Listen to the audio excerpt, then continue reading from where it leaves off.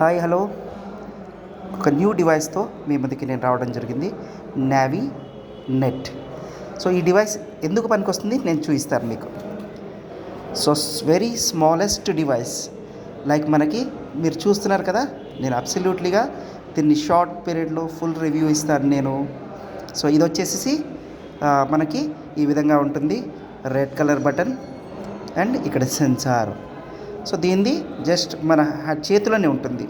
ఒక చిన్న biscuit packet అంతే, లైట్ వెయిట్, ఒక 50 to 60 grams ఉంటుంది.